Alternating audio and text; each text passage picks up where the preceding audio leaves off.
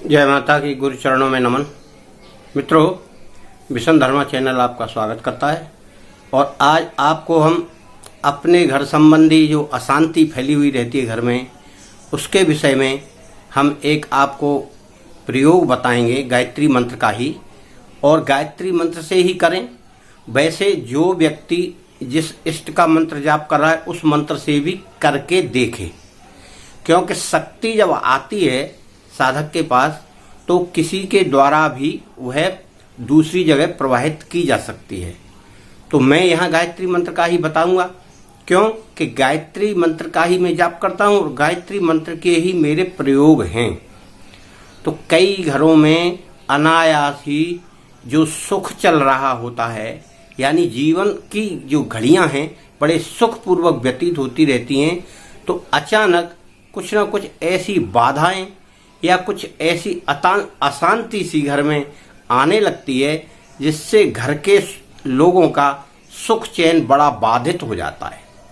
उस स्थिति में घर के लोगों को यह समझ में नहीं आना चाहिए कि हम कुछ मंत्रों के द्वारा कर रहे हैं या उसके द्वारा कर रहे हैं तो इससे परेशानी आ रही है, मगर वो आती परेशानी किसी दूसरे कारण से है।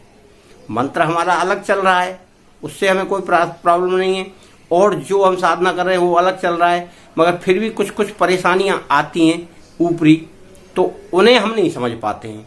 तो उनको हम गायत्री मंत्र से कैसे दूर करने की चेष्टा करें या कैसे दूर कर सकते हैं। वैसे तो बहुत सारी वीडियो में हमने बताया है कि गायत्री मंत्र के जल का भी प्रयोग करें, गायत्री भभूति का भी करें, और फिर भी कई लोगों के हमारे पास ये फोन आते हैं कि महाराज जी हमारे तो घर में अशांति चल रही है और लोग मुकदमेबाजी पे भी उतारू हैं और आए दिन दंगा होता रहता है।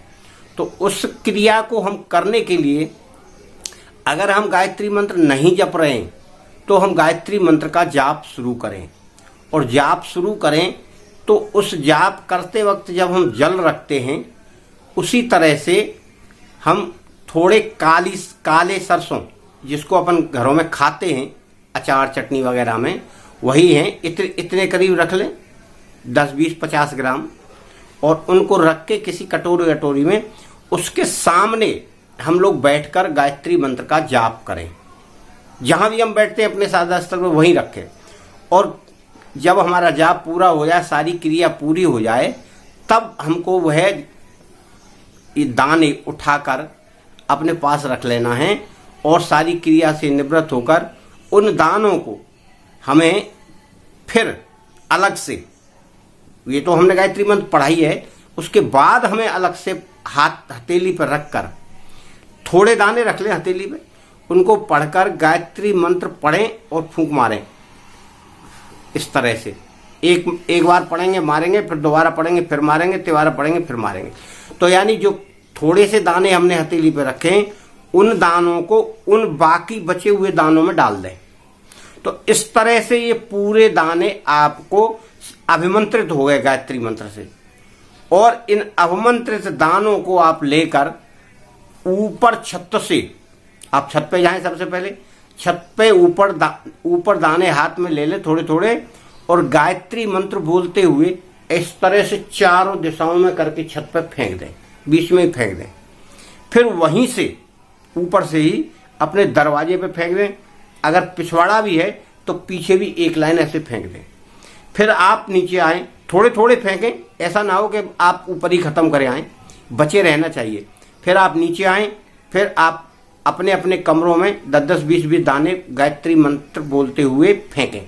फिर और नीचे जाएं, अगर 2 मंजिल का मकान है तो सबसे नीचे, फिर आंगन में फेंकें, अपने घरों में फेंकें, और अपनी सभी जहां आपको वैसी जगह दिखती है, दरवाजे खिड़कियां, उन पर थोड़े थोड़े दाने डालें। मुख्य दरवाजे पर भी गायत्री मंत्र बोलते हुए ये दाने डालना है। इस तरह आपने मान लीजिए आप एक बार कर लिया है, अब आपको इस हफ्ते कर लिया तो फिर अगले हफ्ते और कर लें, 1, 2, 3 बार ये करें, और गायत्री मंत्र का जल है उसका भी छिड़काव करते रहें आप, उसका तो रोजाना करें। और आप अब गायत्री मंत्र की भभूति का आप अपने ऊपर तो लगाते हैं, और कोई ज्यादा जो क्रोधित व्यक्ति है उसको भी थोड़ा जल पिलाएं और भभूति का इस्तेमाल करें।